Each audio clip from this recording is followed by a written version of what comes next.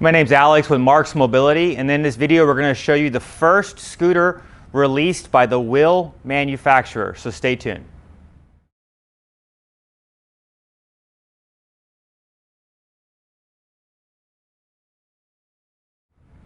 What we have here is the WHILL RI. Now it's called the RI just like they used to have the CI, the FI, all these different versions, and then they dropped the I. So down the road this might just be called the R, but right now it is called the WHILL RI. This is a three-wheel scooter that is a portable scooter.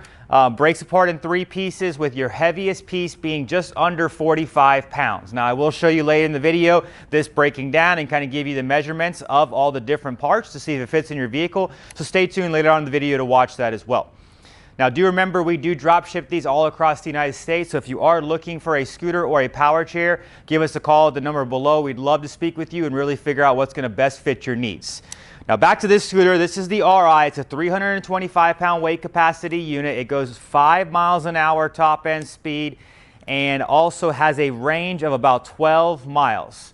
It is fully airline approved, so that is good. Now when we go back to that 12-mile distance, do remember that is going to be somebody probably not at 325. I'm going to guess they probably did this as somebody at 150 or 200 pounds on flat terrain without really stopping a lot. So if you get 9 to 10 miles, you're still in a good scenario, which is still going to be very, very long. Down here we have Disney World and those types of theme parks, and if you go all day and back to your car and nonstop, you go about 7 miles. So this would get you a very, very, very far distance. Now I do want to mention a couple things on this. This is in the white color here. They do have a bronze, they have a red, and they have a blue. Now there is only a three-wheel version, so there is no four-wheel version. So like I said, this is the first one that WHILL has come out with. Now the unit has 2 motors in the rear. They are 150 watts each. Now what I think people will really like about this unit is WHILL told me this is the IPX5 certified. So what IPX5 certified means is that it is very water resistant. They can't say waterproof because then somebody would go throw it in the lake and be like, no, it's not. But it's water resistant, similar to like a Bluetooth speaker that is that water resistant type technology. So in order to get that certification, you have to have, I forgot what it was, 15 minutes or so of water that is shooting at it from 3 meters away at X amount of pressure. So basically to simulate some pretty solid rain. So they did say you could even take this and lightly spray it off with a hose. I mean, I don't know any other places that really tell you go ahead and do that. So this is one we get questions a lot of times. Well, what do I do? I'm at Disney, or hey, I have, I'm out driving around. I live in Florida, or I live in different places and it starts to rain. I mean, typically we tell somebody, hey, bring a plastic bag, try to cover up your main components.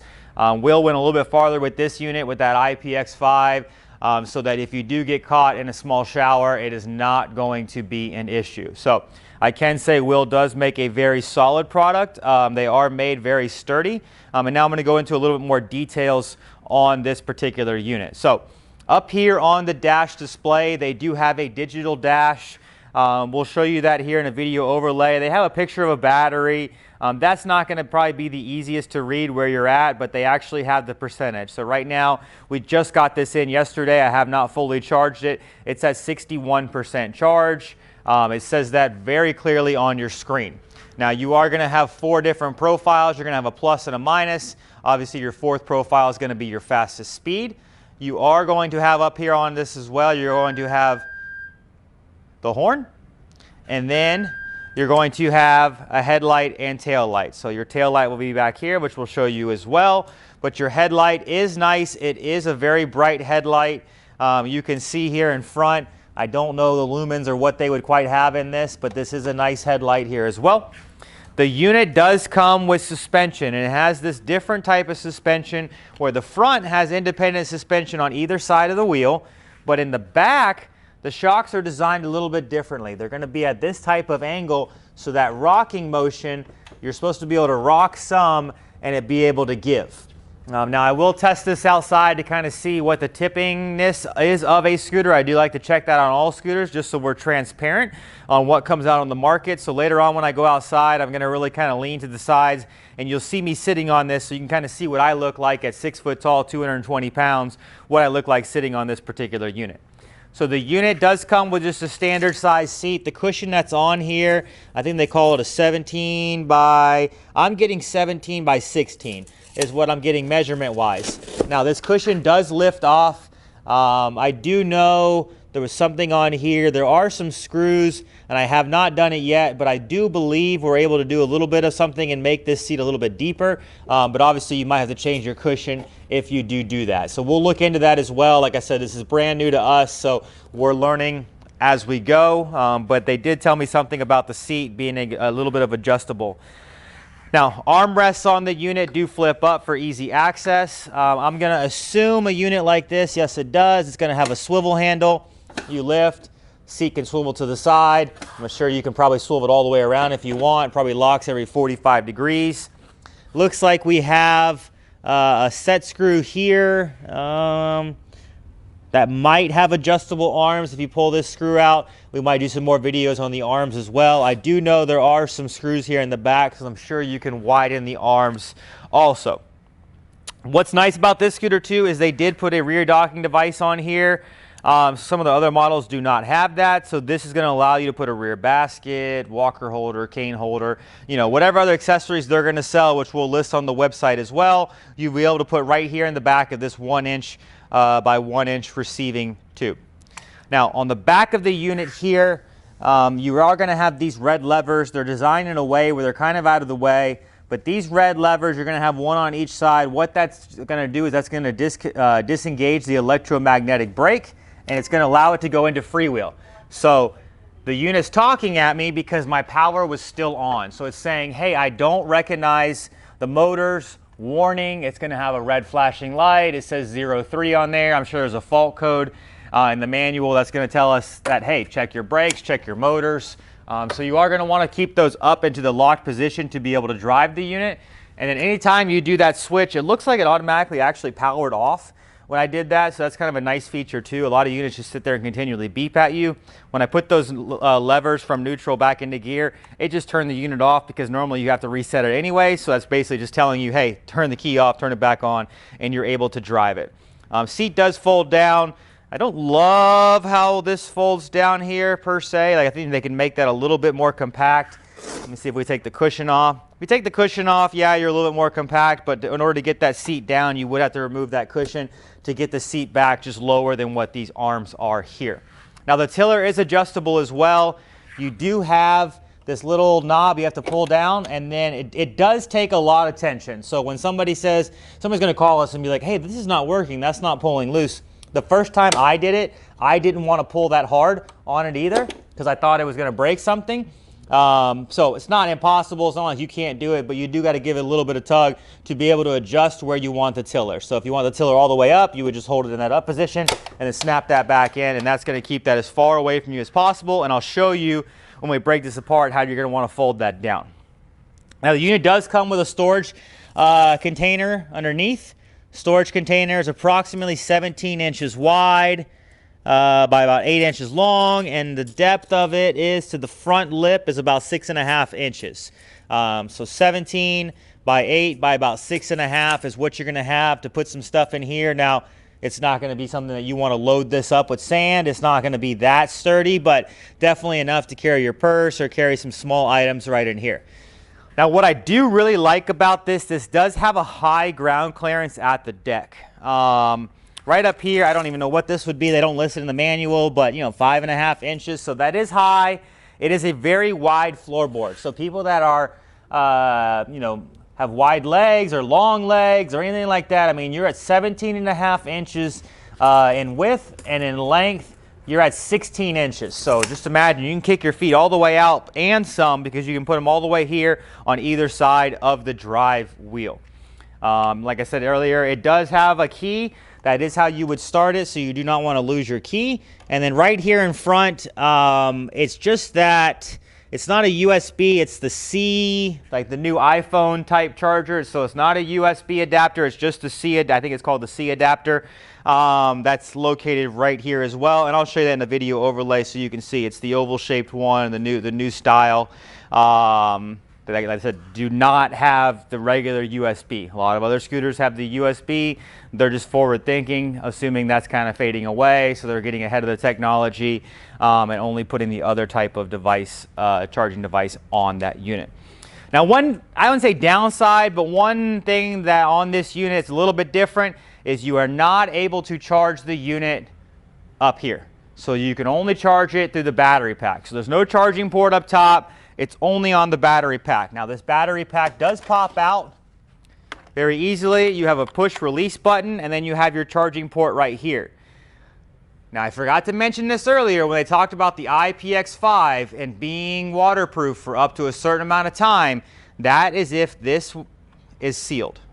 So you do have a cap right here on your charging port. Make sure you cover that up, because that at this angle could have water seep in it and then could damage the battery. So that's very simple to probably forget. When you're done charging it, make sure you just insert your tab and it's nice and secure right back into this location. Once again, fully approved airline battery. It states it on here. We're at 269 watt hours. So basically anything under 300 watt hours is approved. Looks like it has a QR code. Not sure what that does. It might give you more information on this exact type of battery here as well. This actually looks like this was made in Japan, so a little bit different. Most stuff's China, so this is Japan, so that's a little bit nicer as well. I'm gonna go ahead and I'm gonna put that battery back here in the back. You're gonna put it in and you're gonna push it until you hear it click, and it's gonna stay locked in place. So now the next thing I want to show you on this particular unit is gonna be how it breaks apart. So the first thing that we're gonna do, I'm gonna take it apart and then I'm gonna measure these components. Well, let me back up. Before I do that, let me give you the actual measurements when it's put together, and then I'll give you the measurements when it's taken apart, because that's what people are going to want to know. Can I fit this in my garage, or can I put this in the back of my vehicle? You know, how is this going to fit if I really want to transport this unit around? So the first measurement I'm going to give you is going to be the overall width. So the tire width is 21 inches from outside of tire to outside of tire. Outside of armrest is 23 inches. So that's with your armrest, I think, all the way in. You're at about 23 inches. So, you know, cruise ships, if you don't have an airline or you don't have a handicap room, you're typically about 22-inch door openings. So if you took the armrest off, you would be able to drive this right through a non-handicap room on a cruise ship. Since this is approved for all cruise ships, you wouldn't have to worry about anything with the battery. But do remember, 21 at the wheelbase, 23 at the armrests. A lot of manufacturers only measure the wheelbase for overall width, and I think it's kind of misleading. You really want to know what's your widest point, because most people want to know the width so they can get it through some type of narrow opening. So they really need to know what that actual overall total width is. Now, total length, we're going to go right at about 43.5 inches, give or take. It's kind of, can't tell exactly, but probably 43.5 inches is what I would say is going to be the length of this unit. Now they do market this as having a little bit under 36-inch turning radius, because this front wheel does turn almost completely sideways like that. I'll show you outside. It does supposed to have a sensor in it that's going to slow you down as you begin to turn, but you can see there's not a lot of scooters that the wheel turns completely sideways as so. Do mention too, this design is a little bit different. This does have this more square design. It does feel a little bit unique on your hands. It feels nice. It is a nice way of being able to hold on to that steering tiller. A lot of these types are more rounded, so your hands are kind of curved. So this is kind of nice with that nice square tiller that they have on this unit here. So now the next thing I'm going to go ahead and take the seat off. To take the seat off, all you're going to do is you're going to stand over the seat and you're going to lift straight up on the seat.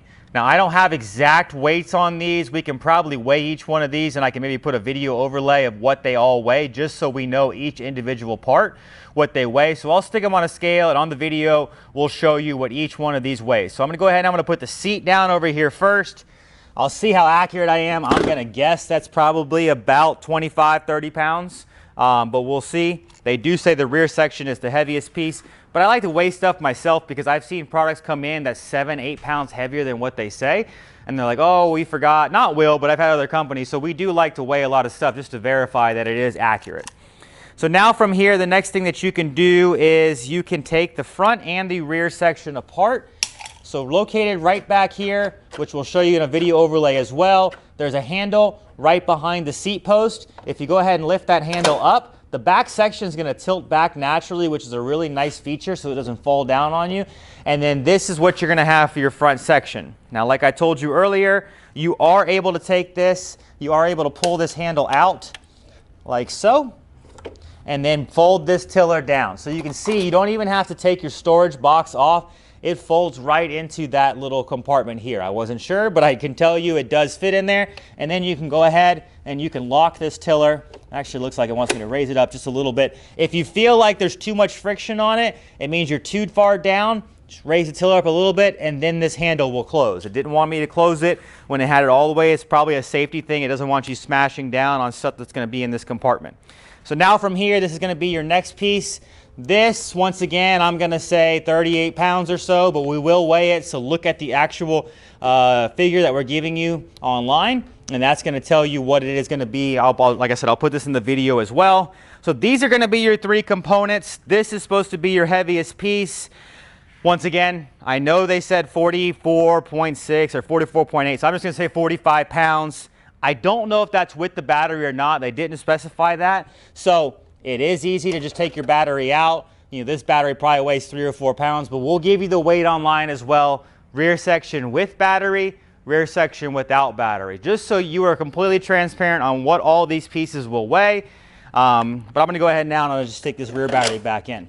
So now what I want to show you is what the size of these are. Because remember we talked about, I think, almost 44 inches in length, 21 wide. But now I want to show you this first component is going to go all the way from this back release handle to the front wheel. So if I was to measure that and be as close as I can be, you're going to be about 37 inches. So in order to get this into a car, if you want to put it underneath something, you're 37 inches in length. The highest point looks like it's going to be this part up high, which is going to be just under 15 inches in height.